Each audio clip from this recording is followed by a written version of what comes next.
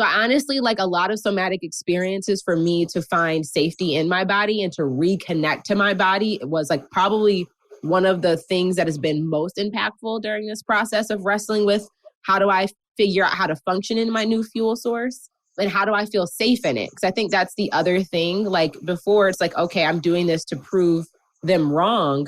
But that's in the process of you proving them wrong is where you found your sense of security and safety. When you're like, I'm no longer trying to prove myself to somebody.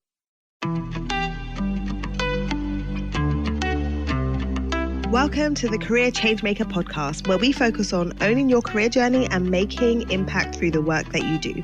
Whether you're looking to pivot, transition into leadership, or reimagine your career completely, this podcast is for you. We'll unpack career development strategies, leadership insights, and the mindset shifts needed to thrive in your career. Being a career changemaker means taking control and shaping your professional path with intention. I'm your host, lawyer turned career and leadership development specialist, Janine Esbrand. So if you're ready for candid conversations that are going to help you grow, keep listening.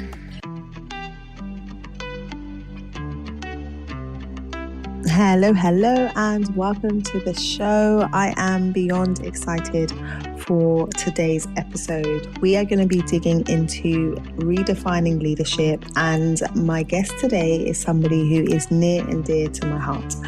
There are a handful of people who have played an instrumental role in where I am in my career and in my business, and my guest today is one of those people. Jereshia Hawk is a business strategist, mentor, and coach, and was my coach back in 2020, and was really a big part of the reason why I was able to go from having a business that was a side hustle to a business that was my main thing. And I was able to leave my corporate lawyer job and go all in and do the thing that I really, really wanted to do.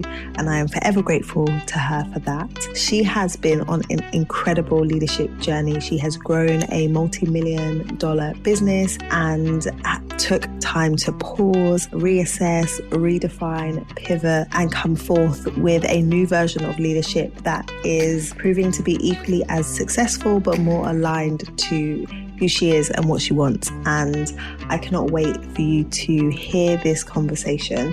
It's a long one. It's a juicy one. I didn't want to edit it too much because there's just too much in here for you to learn from and grow from. So I suggest that you pull up a chair, grab a drink, grab your notebook, and lean into this conversation with Jereshia Hawk. Hey, Jereshia.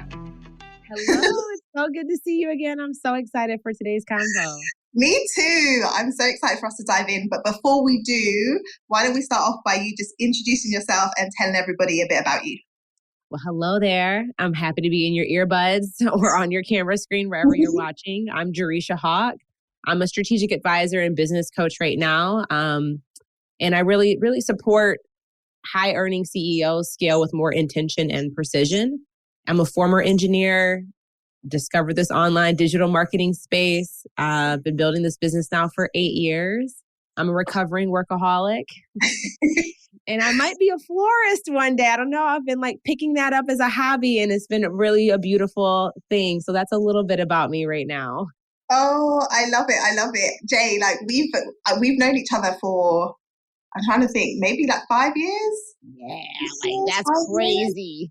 Yeah, like before lockdown and all of that.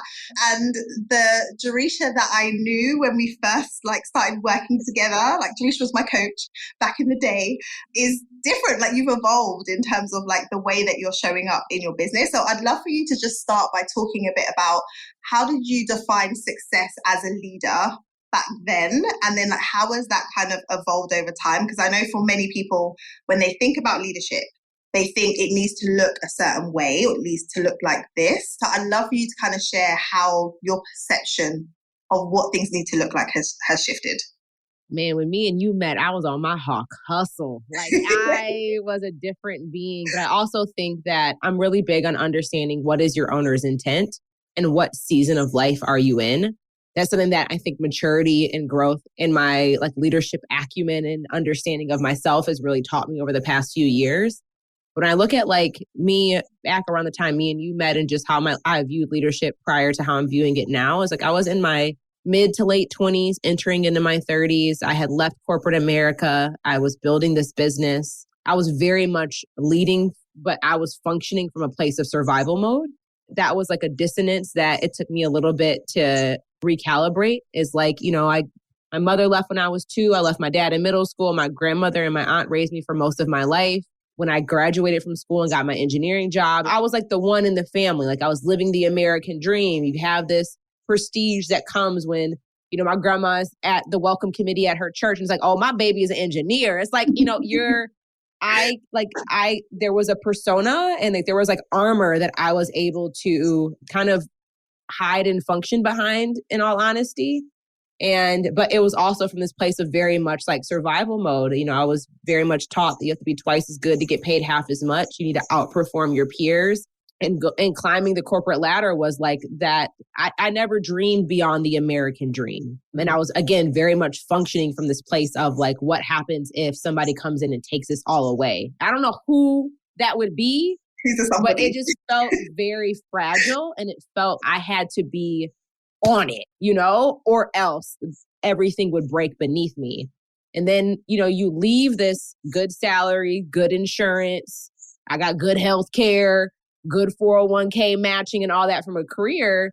And the prestige and kind of the perception that is associated with me of like, I'm an engineer so are you like making websites online? Like, you know what I mean? Like, what are you doing? So I think like it was amplified when I chose to quit. And I was very safe and secure in how I chose to quit. Like I built a bridge. I was not the person. God did not tell me to leap, and I was grateful for it. If he tell you something different, you got to be obedient. But I was like, I replaced my salary before I chose to leave. I was very methodical.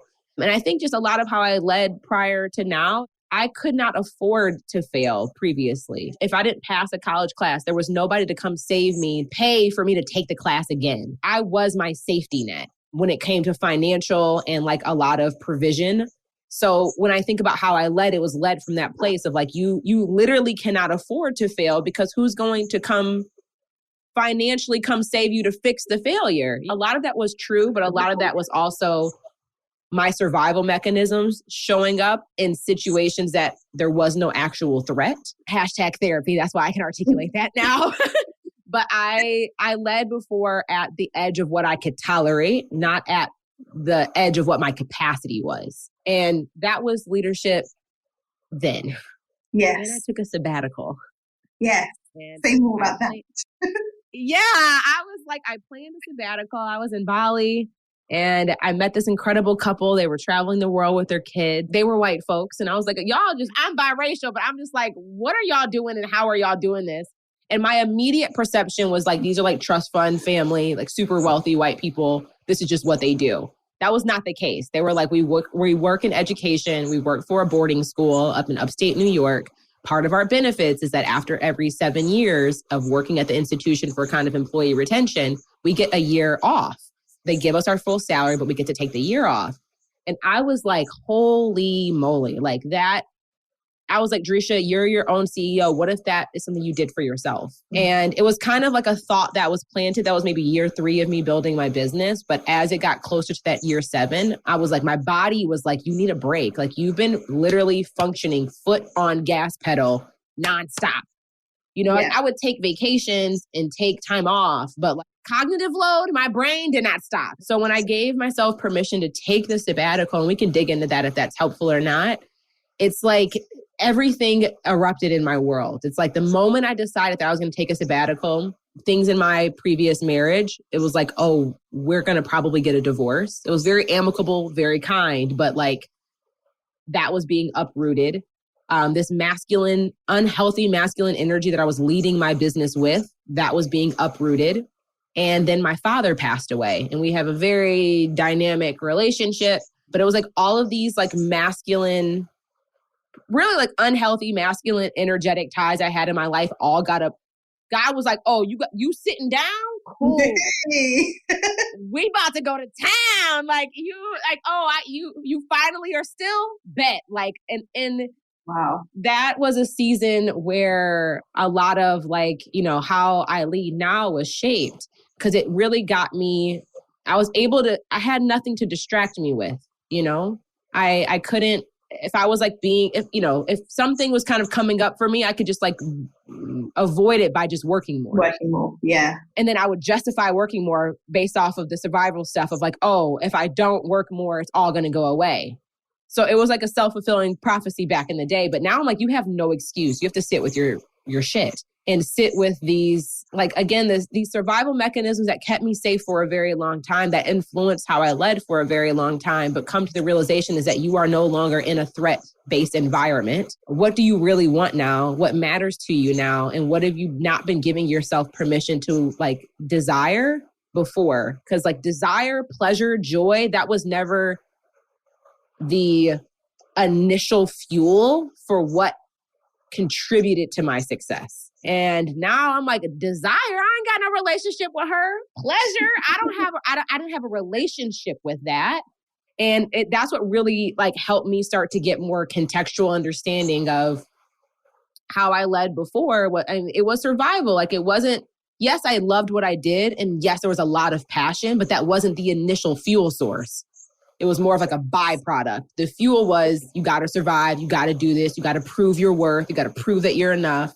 You got to prove that you're capable. It was like a very much a proving. And then towards the end there and how my leadership has changed is like my self-worth is no longer, still work in progress, still in therapy, but like my self-worth is no longer attached to achievement versus before. Absolutely my self-worth and how I viewed myself was 100% attached to achievement, financial success. And the marker just kept moving. So I look at leadership now, it's so much more about honoring my capacity, not functioning at the extent of what I can tolerate, but operating and leading within what my capacity is. My mid-30s now, I'm a fiance, I'm like family planning. I finally feel safe.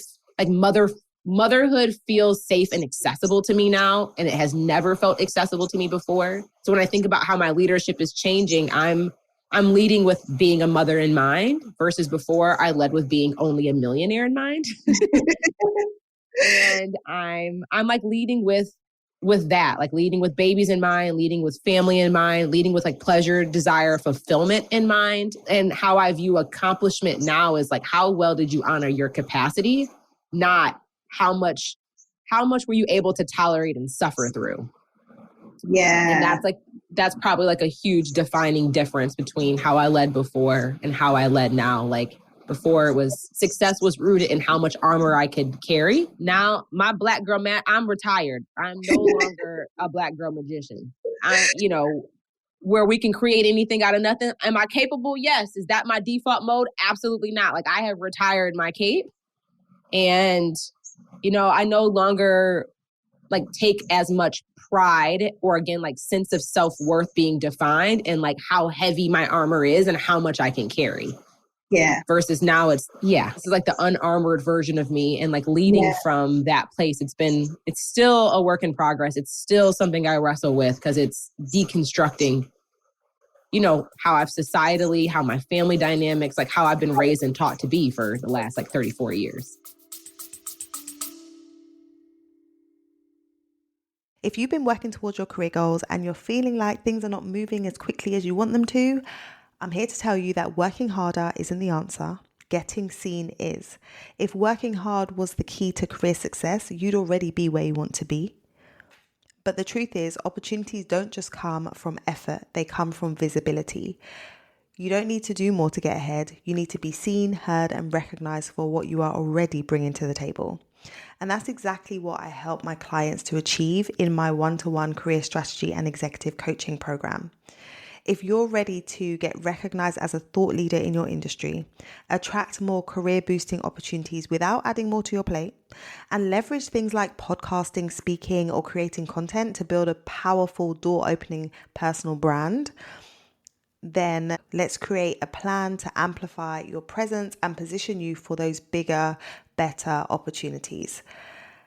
And let's do it in a way that is aligned with your strengths, your personality, and ultimately who you are.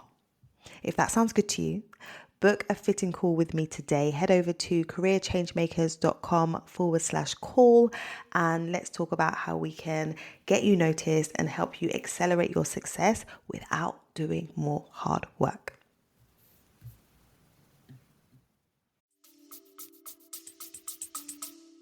Yeah, it's so interesting where you talked about like the fuel piece in terms of like this was what I was fueled by before versus now, because I've kind of experienced that. For me, the fuel before was very much like proving that I could do it because somebody once told me that I couldn't, and then I was like, I'm going to show you. But when I realized that that's what I was doing, I felt almost like a car without any fuel or any gas, and I didn't know what else to replace it with. So then I was like, yeah, I don't want to operate like that, but like how else do I operate? Because I've always operated like that. So then trying to find like what replaces that, I found really difficult. So like for you, you've shifted gears in terms of like, I'm no longer motivated by like the money I can make or like achievement, but like how did you find the new like fuel? Do you know what I mean? Because for me, I was yes, I know. What am I supposed to do? I'm just floating. I can't just float. I don't know. My gosh. I mean, that's been like I feel like me and that have been in WWE. We in the ring. We've been in the ring, you know? Like, I think when you go from being like a gas-powered vehicle to like an electric vehicle, it's like everything about your driving experience is night and day different, you know? Yes. Like, I no longer go to the gas station to fuel up every other day. Right. I no longer have to like do all the tune-ups and the fine tuning and the oil changes and all of that. Like literally everything is reconstructed. Girl, no, that's the wrestle. I mean, I'm still wrestling. I mean, like I will say what has been helping me so far is like, I think that the stillness is something I really had to establish a new relationship with, because it's like, oh, I need to change. But I think by default, it's like you want to, how I think we function, and it's what I'm hearing you too before, is like, what is the pace at which you are expecting yourself to move at? Again, I started doing somatic therapy, and I think so. I used to do traditional like cognitive talk therapy. And I think for people who are like us, you are very heady. You're very smart. And it's like, yes, I logically know that this is no longer beneficial. And I logically know that I need to change. But there is literally a disconnect from what you know and what your body is experiencing. And I feel like when I initially made that shift and you're like, okay, I got to replace it with something, that's your head talking. But it's like, when's the last time you checked in with what is the pace at which your body can move, not what is the pace at which your brain can analyze and process? And that has been the most uncomfortable and necessary thing that has helped me rewire and continue to rewire like the fuel source that now is like fueling my motivation and fueling my ambition. And I'm taking more of a bottom down approach versus a head to foot approach. And so, I mean, like, honestly, a lot of somatic experience has helped me a lot to learn how to find safety in the stillness versus previously. It's like, oh, we need to change. Oh, this is no longer working. Okay. Like, and then you make a dramatic shift and it doesn't set in because it's like, you're also freaking out your nervous system because it's not used to you changing. You heady in your mind said, oh, this no longer works. We need to change from gas to electric, but your body is not there yet. Yes. So honestly, like a lot of somatic experiences for me to find safety in my body and to reconnect to my body, it was like probably one of the things that has been most impactful during this process of wrestling with how do I figure out how to function in my new fuel source and how do I feel safe in it? Because I think that's the other thing. Like before, it's like, okay, I'm doing this to prove them wrong. But that's in the process of you proving them wrong is where you found your sense of security and safety. When you're like, I'm no longer trying to prove myself to somebody. How do you feel safe in doing the alternative? Yeah. So that's what I mean about like this, like sitting in my body and more somatic practices. But the other thing that I did is like, I had to really reestablish a new relationship with desire, not just like, like trying to fulfill this external expectation and obligation that I was putting on myself or society was putting on me or like, something somebody said to me 10 years ago put on me. So it was a lot of like not rewriting truths, but like, what is the truth that you've been leaving out of the story that you've been telling yourself all these years? Yes. That's ugly work. Because it's like your identity is rooted in that. Like your identity is rooted in your ability to prove other people wrong. And it's like, what else if there, like, what if there was more truth to that story that you haven't been telling yourself? Yeah. So it's like been a lot of like that work has been really helpful. Cause I'm like, what are these truths that I've been telling myself that have shaped this identity that I've been leading with this entire time? And again, what parts of the story have I been leaving out? Yeah. Or are no longer true today? And like, I would say like, that's like an exercise that I did in the very beginning, right when I started my sabbatical, again, after I got divorced, again, after my dad passed, is like, what is like, I need to tell a fuller version of these stories, or I need to put to rest. This was true then. This is no longer true now. It's probably been one of the hardest parts too, because there's a lot of, like, I think when you think too about like shifting fuel source, there's a lot of grieving in that process because there's a part of your identity is dying, or you're putting it to rest, or you're no longer allowing it to be in the front seat, driving and dictating direction. So I've had like, I guess to answer the question more directly, like it's a work in progress. And it's also like, I've had to really learn more about grief and how to allow myself to grieve, because it's a shift in identity, and I need to hold space for the grieving that is natural and will naturally come along with that. Yeah. And I think like what you're sharing is really kind of like the behind the scenes stuff. Like I feel like before I did therapy, when people would say, I need to do the work, I was like, what is this work? Like, why do they keep talking about the work? Or they'll say, I did the work and now I'm here. I was so like, but what is the work? Because I think sometimes when you're on a leadership track and you're like, okay, I'm in my career and I need to do this next thing and this next thing, it's like you're working towards hitting the milestones. And then you feel like if I'm hitting the milestones, I'm doing what I need to do. But actually, if you want to become like a successful leader by your standard, this has to happen in parallel. Like this behind the scenes stuff, dealing with your stuff and like understanding yourself. I think particularly for women, I feel like you can look ahead and be like, oh, to be a leader, this is what I need to do. This is how I need to show up. I'm looking at other people. And so I'm trying to model that, but not recognizing that everyone also has to do the behind the scenes stuff. Yeah. What I'm hearing you say, and this was very much me, and what I see happen a lot with like the clients I coach is like their identity, like they are the milestones. Yes. Like, oh, my identity is rooted in my like the milestones that I'm hitting. And I think like the rewiring is like, you are not the milestone. You are not the achievement. You are not your business. You are not your job title. Like you are not the role that you are currently in. That is not you. That is a function of how you show up in this world. It's an extension of how you express yourself in this world, but it is not who you are. Yes. And I think that was like the shift in leadership was like before my identity was rooted in the milestones that I was able to climb and hit. Like you said, here's this ladder. You got to do these things. And people think that is the work. That is work you do, but it is not like the work that makes you who you are. Right. And I think that's been like the uncoupling is like, I am not my business. Like I am not my job title. Like I am Jereshia, like who am I? If all those things were stripped away and like kind of when I went on sabbatical, that's kind of what happened. I like didn't take on clients that year. I didn't create content and market myself that year. I was just like, I'm just Jereshia. That's it. I'm not any of these labels or any of these titles. And it's like, who are you without all of that? And I think that is like the question that I feel like the pandemic kind of, it created this stillness. And I think there's still like this ripple effect of like anxiety, depression, like figuring out that's even happening years later. But I think that is like, I feel like that's been the shift in the work that the quote unquote, the real work I've been doing is like, what is my sense of identity? Where am I sourcing validation? Where am I sourcing fulfillment?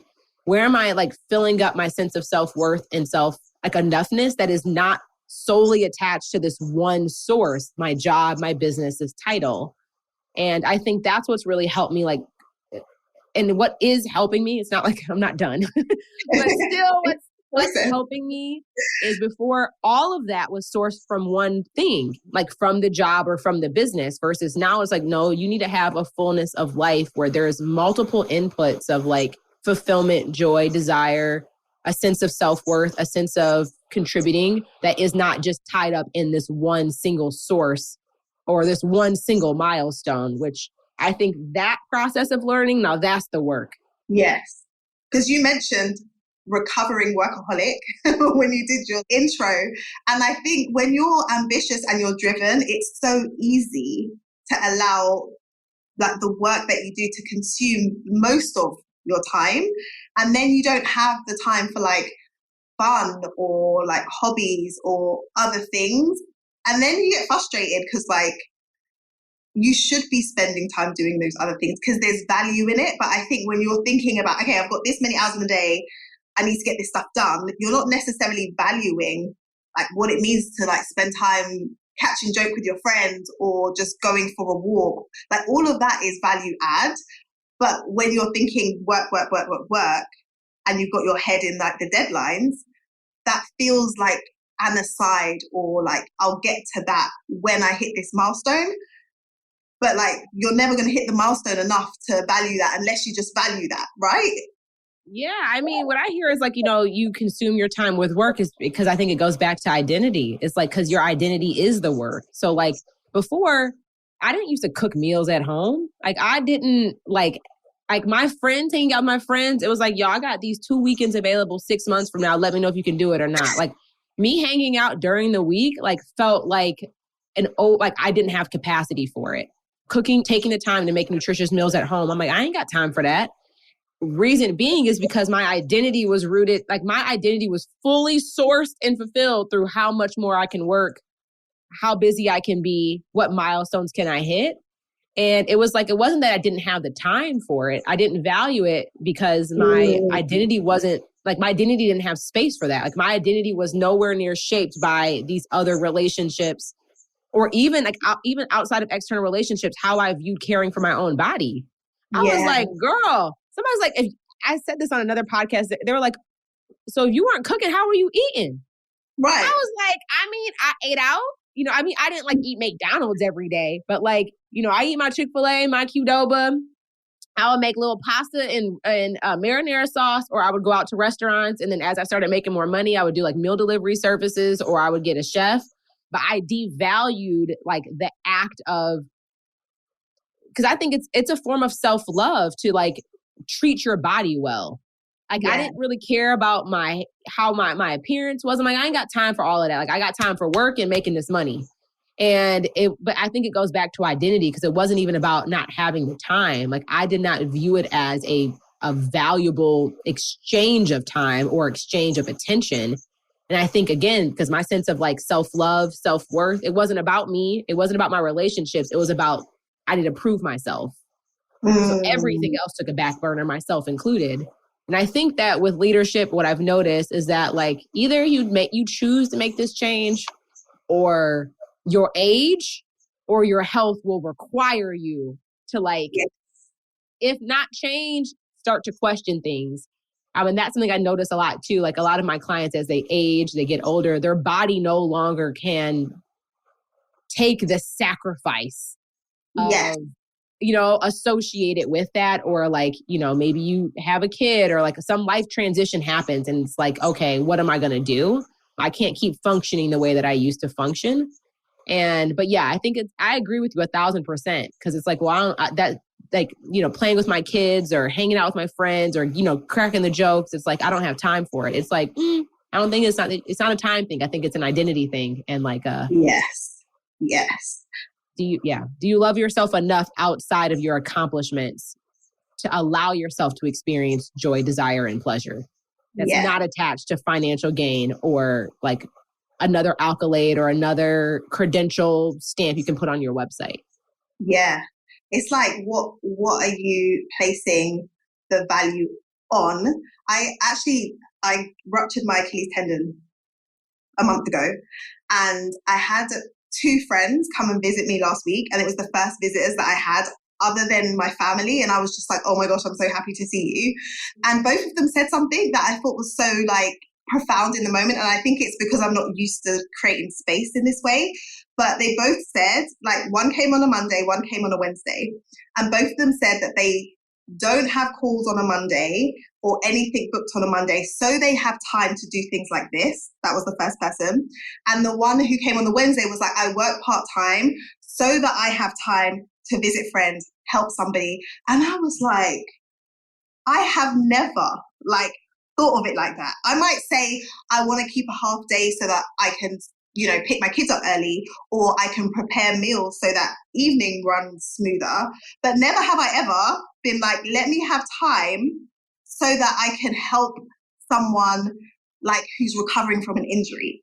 And now that I'm on the receiving end of getting a visit, I'm like, that's very important. And I want to now make time for stuff like that in my life. It can't just be like work. So I think really taking the time to assess what is valuable in different ways is so impactful beyond just like what's going on in your life, but like how can you have a ripple effect on other people because you're giving them the gift of time. And I was just like, oh my gosh. I think it's so good. It's like, it's just like, and I know for these type A folks listening, it's like, well, I still need to check a box. I mean, I hear you, but I think that's like redefine what the box is. Like, I love what your friend saying is like, I did, like now her sense of achievement or her sense of milestone that she can attach to is like, oh, like how often was I able to show up for my friends this week or this month? That now is the new marker of success versus how much more work could I get done? Yes. And I think like I totally resonate with that. Like as I've been rebuilding my business in this season, it's like I'm doing it with part-time hours for that exact reason. Like I've always loved, I think the thing is too, is like when you actually, I think I've been blessed and very privileged in the sense that like I've loved the work that I've done. Like when I was in corporate, I loved my job. I loved the work. When I started my business, I love it. I could be having the worst day ever. And I get on a call with a client and my day is 10 times better. Like I love my work, but I'm like, I want a life that I love more than I love my work. Wow. And my work love is already at a high bar. So I'm like, how do I make my life like outside of work where it's even juicier than the privilege that I get to do inside of my work? And I think that has been my now marker of success. And a lot of it too is like, I did not know, like people used to ask me like, what do you do for fun? I'm like, help people make money. Like, that's it. You know, I'm like, if my friends would come hang out or whatever, they would share an idea with me. Guess what? We pulling out a napkin, we write down some number. Like, we gonna figure it out. Like, I'm money bag Reach. Like, of course, like they don't call me a millionaire maker for nothing. Like that, I love it. Like that was my only source of fulfillment. But I'm like, what, you know, the question I asked myself when I was reshaping this is like, where do you find joy that has nothing, that cannot be monetized? And I was like, you know, and I went to a podcast conference a couple years ago and I was just really flabbergasted because I was meeting all these people that were like having these podcasts. They were spending money to come to this conference. And I'm like, so like, how do you make money from it? And they're like, oh, like we don't. I'm like, that's interesting. I'm like, so like, is that why you're here? Like, no. I'm like, so you just have a podcast for like fun? They're like, yeah, like I just really care about this topic. I love being able to connect with people. So I'm like, y'all spend all this money to produce a podcast and y'all not making no money? That's crazy. And I look back on that now, it's like, no, they love it. They enjoy it. They enjoy it. It wasn't a waste of time because like, you know what I mean? Like it was something that like filled them up. And so like this past year, you know, I've been just experimenting of like, where else can I find joy that is not attached to financial gain? And I had no idea. So like, I just made a list of like, what are all the things I've like thought of, or I've like followed my curiosity. And then, you know, I've been taking floral arrangement classes and making floral arrangements. I'm taking a coloring class this weekend to learn, you know, I'm like getting my adult coloring on. I'm like, I want to know how to shade and do the lighting. Like I want to learn how to do it. I bought a Nintendo Switch. I am not a gamer. I have not gamed since I used to play The Sims on the computer, but I'm like, you know what? You used to get a lot of joy doing that as a kid. Just try it out. Kind of been like recreating the childhood I wish I had. And all the things I wanted to do as a kid and never did, I've been like playing with. Like I've never had a dance recital as a kid. My parents couldn't afford it. They never put us in me in dance class. I took an adult sensual floor play class. Ooh. Okay, no pole, but close. And even just that of like, playing around with like my like sensuality, I guess. And then after the 8 weeks, we had a performance. And that was my very first dance recital. Amazing. Lingerie, but so I mean, I don't know. That's like a tangible thing is like, what were the things you always loved doing as a kid or wished you could have done, but you never got a chance to, or things that have just been like sparking your curiosity and like test it, try it, like give it a shot. You may never do it a second time, but like at least try it once. Yeah. Oh my gosh. I love it. I love it. What, like one of the things that I've noticed with clients that I coach and people that like are in this box of like, I'm very driven and I'm ambitious, is they're very concerned about what they think. The people, the other people, the people that they don't know who the people are, right? What will people think? And I'm always like, well, who are the people? I don't know, but what will they think? So like, I'm curious, as you had this shift, like what has the response been? Because I'd love for people to really see this. Like you were showing up one way, and now you're showing up this way. You've redefined your version of success. How have people related to you? The people, whoever the people are. I think that it's been really beautiful because it's created like deeper connections than what I've ever felt in relationships before. And I think like what I've been even currently working through in therapy is like, why did I not allow people in like that before? And I think there was like this core truth that this core belief that has really shaped my identity up until this point. A lot of it was true because of my childhood upbringing, but like it's a core thing of me that it's safe for me to have needs, let alone it's safe for me to allow people to meet my needs. So I think that, how I used to lead, I didn't have needs. I was the easy friend. I never made requests. I never, even of my family, like growing up when I went off to college, like I never called home and said, hey, can you, will you? Like those words never came out. Like those words, no, it's I will figure it out. That's why I'm a retired Black girl musician. I took that stuff to a whole nother level. Okay. I was on tour through Vegas and now, you know what I mean? Like I was at the peak of my magician career. No, like and when I think about how that uncoupling and how it's showing up, I used to think that I was a burden if I needed people in that way. And I never wanted to be the burden. So I just would take care of myself and I wouldn't ask and whatever. But it's like, that's not how relationships grow. That's like not how relationships go with like me and my clients. That's not how relationships grow with like me and my audience. Like that's just not how relationships grow with me and like people in my personal life. And it's before I felt there was, one of my friends said it. She's been a friend of mine for like 8 years. I consider her a best friend. And she was just before it was, we were in your presence, but we never felt like we could touch you. Like there was always this barrier around you. Wow. And I mean, I got really, I'm a good chameleon. I'm really good at adapting in environments, showing up, being palatable. My code switch voice, went to Harvard. Like I can click on, click off. And I think what I'm noticing now is like the richness of my relationships is tenfold, like in every dynamic. I think that's even what's led people like, well, how'd you get, girl, you've been divorced, engaged, and you about to get married again, and I still can't find a man. They're like, how? I'm like, I really do believe it's this. Like, it's this work. Like, I think that I think the love that I'm inviting into my life now that did not exist. I don't want to say love did not exist in my previous marriage. Again, it was a very beautiful marriage. It was, I think we kind of both label it as the thing that brought us back home to ourselves. I think we both were people that, I won't speak for him, but I was very much a person that self-abandoned. And that's how I connected and found love. And self-abandonment is also what led to my success. When I think about where I'm at now, it's like, your clients ask the question of like, well, what are they going to think about me? Like the question that my therapist and I've been working on is like, how do I think about myself? And I think that's a question we don't ask ourselves often, or we will quickly get out of it and be like, I'll think what they think. Right. But you've never asked yourself, how do you feel? How do you think? Like, how do you think about yourself right now? But I mean, the response has been beautiful. Like, I was terrified to like coming back to work. So I'm like, are people going to think I'm less credible because I took a year off? They don't know all the dynamics of what's been going on the last year and a half. They don't know about my divorce. Like, I thought that people might think less of me because of what I chose to do. No, it was the total opposite. Like, they were like, girl, that's the goal.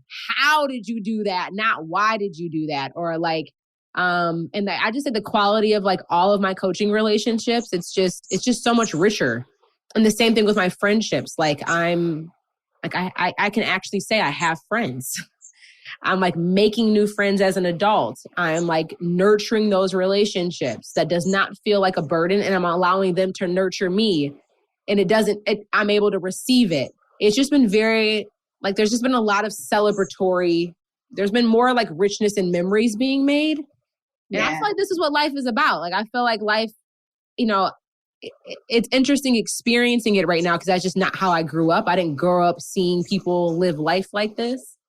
And I remember traveling, or when I went off to school and I'd meet other people, and I'm just like, or you see people on social media and it's like, girl, how you got 8 people showing up to your dinner for your birthday? That's crazy. Like, 8 people that would show up that you like and they like each other. Wow. Or like, and girls will go on these girl trips together. I'm like, how, and again, like social media can look, we don't know all the ins and outs, but I'm just like, or like even you, like hearing you say like you tore your Achilles heel and your friends are showing up. I never allowed that to happen before.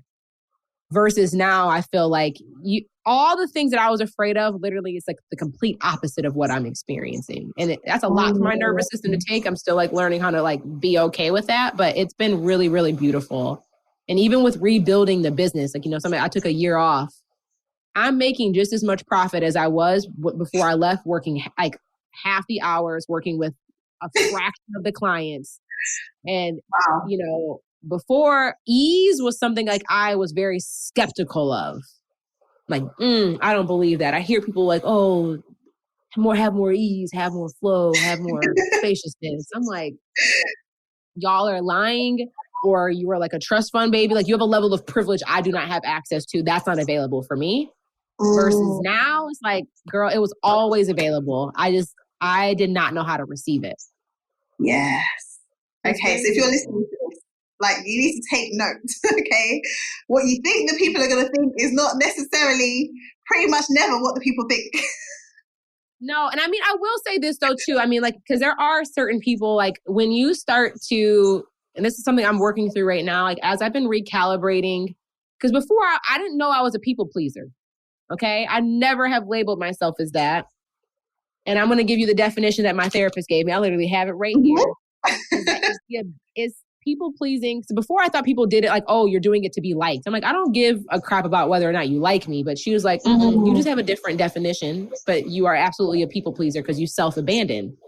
And it was the abandonment of my own needs as I attend to someone else's in an effort to feel safe. Oh, wow.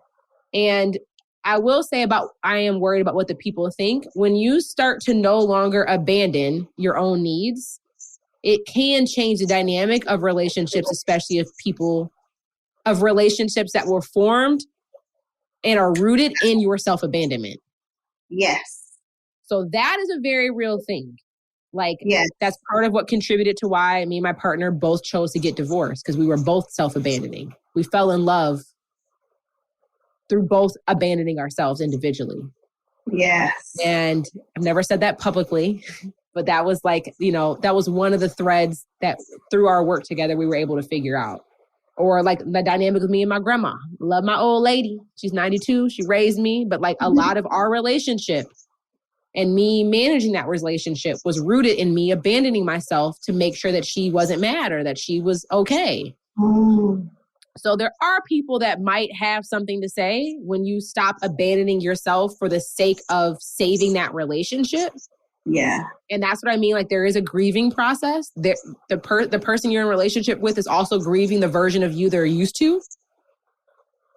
And that's where like boundaries come in, and like learning how to regulate your nervous system come in, and going back to what do you think comes in. And I will say though that like, even though there's been tension or friction, even like with my ex-partner or like with my grandmother or even with some of my closest girlfriends, it has required a conversation, because even one of my closest girlfriends, our relationship, her friendship lived in the margins of my life, and it worked. She was okay being in the margins. I was okay keeping her there. We were she's also very similar to me. So we both did nothing of each other. Now I'm like, I no longer want to live my life in the margins. So I'm like, hey girl, what you doing over there? She's like, I'm in the margins. Well, I don't do more than that. And I'm like, I no longer live my life in the margins. Do we need to recalibrate our relationship? Yeah. So it's been a lot of like conscious conversations from a place of love. Some relationships might end. Some relationships might need time to evolve. But like, I do want to hold space for that, because some people might be like, well, no, some people, there can be a very real, what will they say? Yes. That happens, especially if those relationships were formed and exist because you self-abandoned. Yes. Yeah. In order to feel safe. Yeah. And having I feel like there's a level of courage that is required in order for you to like recognize that and then have those conversations, to be like, yeah, I could keep coasting along in this, but now that I know that this isn't quite working, like I'm gonna have the conversation. And that takes a lot, because you have to be willing for the relationship to potentially shift completely or end. To even like raise the conversation takes courage. But like what happens on the other side can be beautiful, right? And it can also be devastating. I'd say 9 times out of 10, even through a relationship ending, it's still beautiful from my experience. Like, you know, I wish divorce on nobody. I think it's a very difficult thing to do. But like, I think about what my experience was divorce. It was the most beautiful experience I could have asked for. Like, and also like that relationship helped me figure this out and bring this to my level of awareness. We were able to do that work together. But yeah, I mean, like, I think that there's still beauty in a, you know, the way that I kind of describe it is like, it was a beautiful book, and the book, there were no more chapters. Like the book was over, you know? And that's kind of how I describe my divorce. It's how I describe my experience with my dad passing away. Like he passed away suddenly overnight in his sleep. And like, we had a very whatever relationship, and like, you know, working on forgiving himself, me forgiving him, me forgiving myself, like all these things. And it's like, you know what, like they were beautiful stories, but the book is over. And it's like, that doesn't mean that wasn't a great book, or that wasn't like a bestseller, or that it wasn't like a Nobel Prize, you know, a prize winner or whatever. It's just like, you know, some books last like a season versus lasting an entire, like the only book that lasts a lifetime is yours. Your book is the only book that lasts a lifetime. Everybody else in your life, they're chapters of your book. Or they might be a book you create with them, and then it goes on the shelf. Yeah. But like, it's even in the endings, it's still beautiful. Like there's been no relationship that I've noticed, or nothing that like they said this and I was afraid of it, that's ended.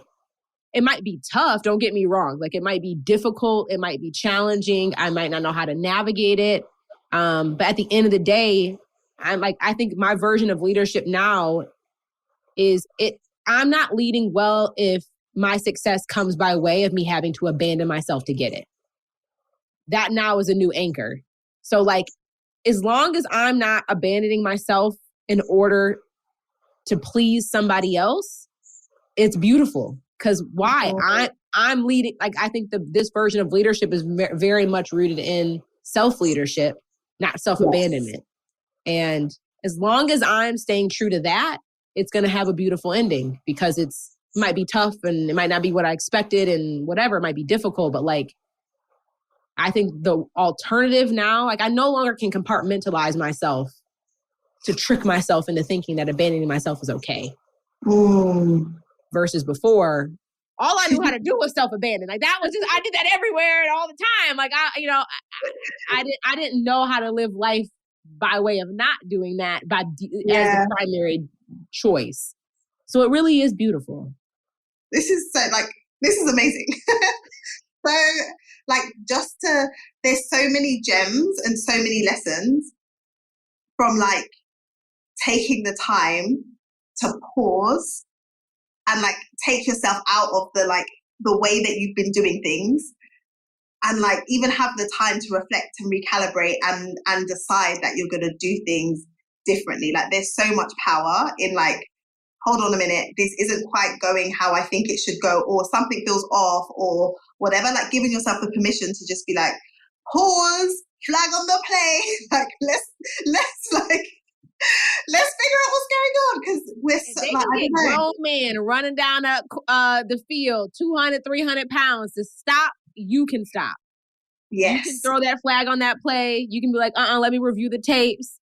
If they can get these grown men out there throwing footballs to slow down and stop and respect that, you can do that for yourself. Yes, 100%, 100%. This is so good.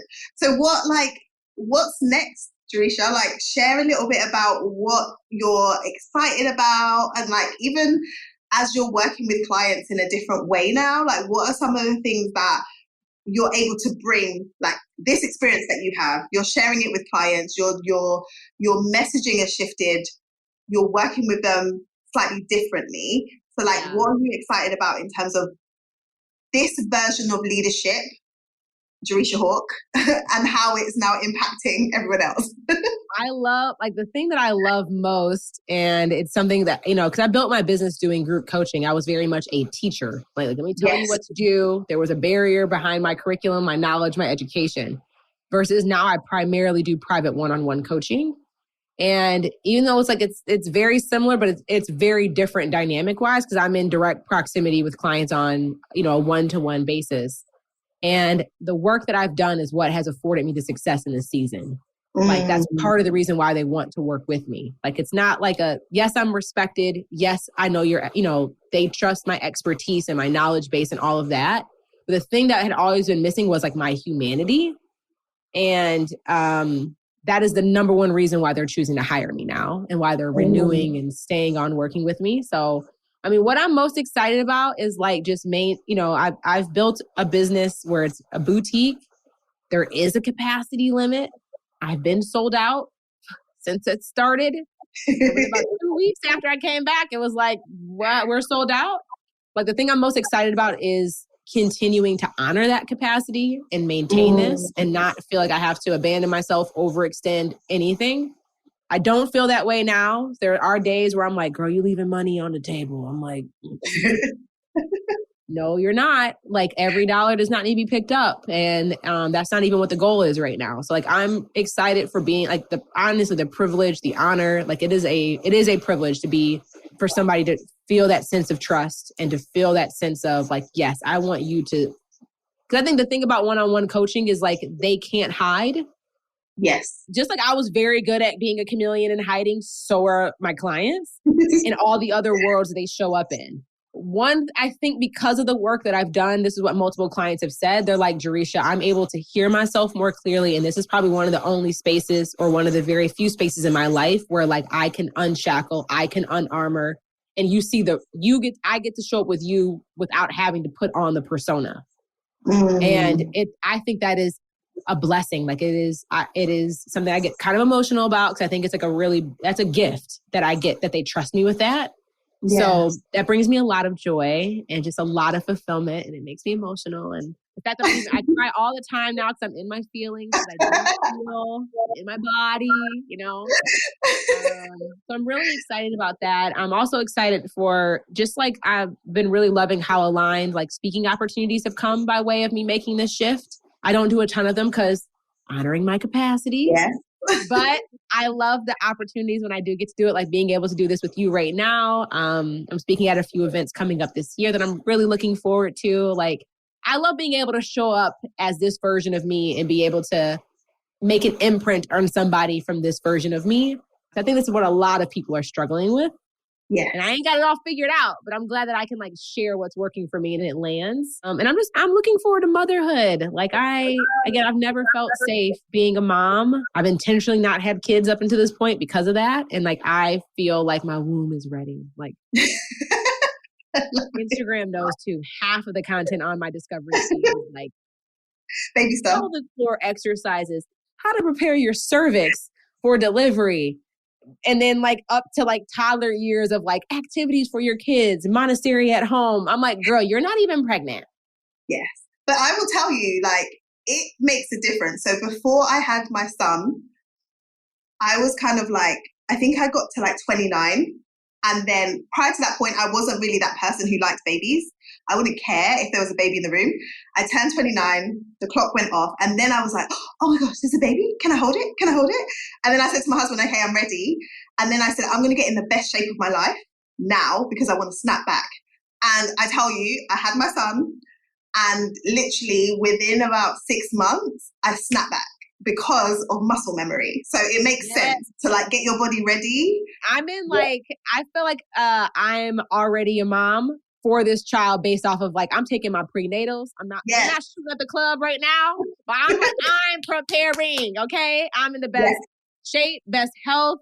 It's not for like the wedding dress down the aisle or whatever. Like I want to be the absolute best when it comes, and God willing, we can have a safe delivery and all of the things. But that is what I'm excited about is that. Y'all don't know me listening to this, but if you knew me, you would be like, girl, who are you? Like, I'm literally like Jay. Like I remember when we were in Palm Springs and Kemi and I were talking about kids and you were just like, I don't know. I love kids, but the I don't know came from I don't feel safe. Like doing that, I don't know, motherhood to me is like the most vulnerable experience. And I'm like, I don't like tell my body, hey, it's time to grow the arm.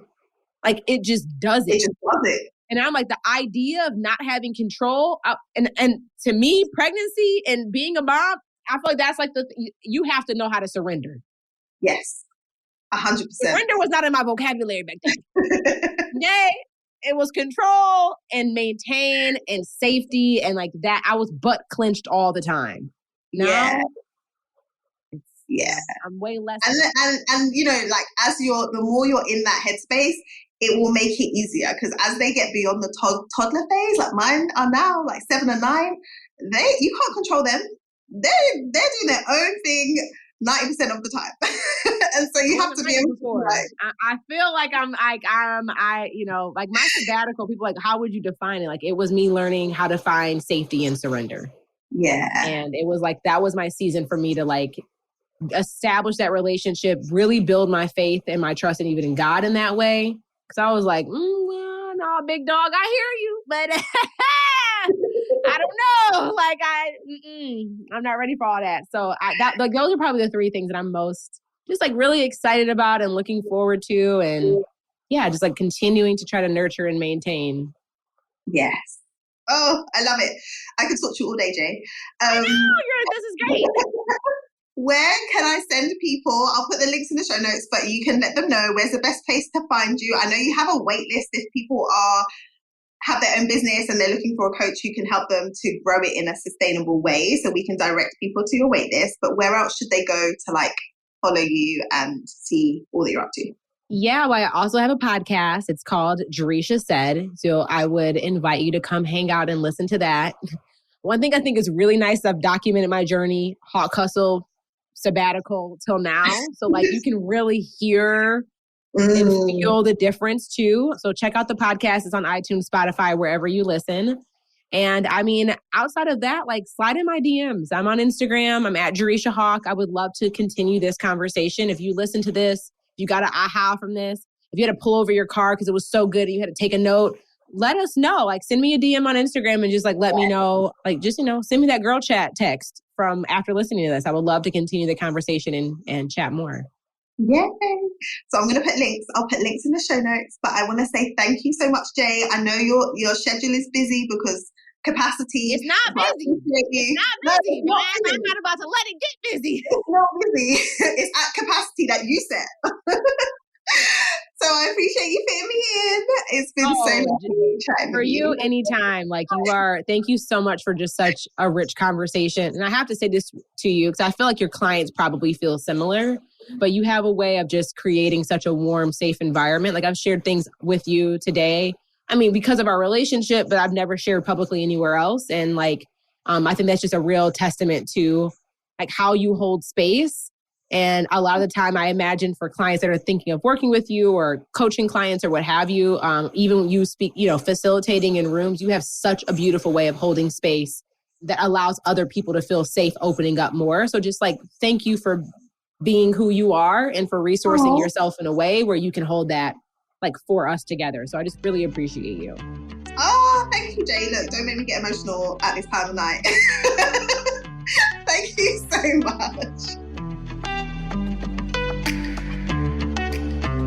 Wow. There were so many gems in that conversation, so many takeaways. I'd love to hear from you. What was your biggest takeaway? Send me a DM or a LinkedIn message to let me know what really resonated with you from this episode. For me, it was the power of pause and what happened for Jereshia when she went on sabbatical, and how having time to really reflect and do the work and be in therapy and just understand herself at a deeper level allowed her to create a version of her business that is now serving her better, and an approach to leadership that has her more in flow than she was before. I just think it's incredible, absolutely incredible. So if you want to learn more about Jereshia and the work that she does, I'll be putting links to her website, her podcast, her Instagram in our show notes. So head over to careerchangemakers.com and you'll be able to grab the links over there. That's all from me today. Until next time, look after yourself and keep moving towards your career goals.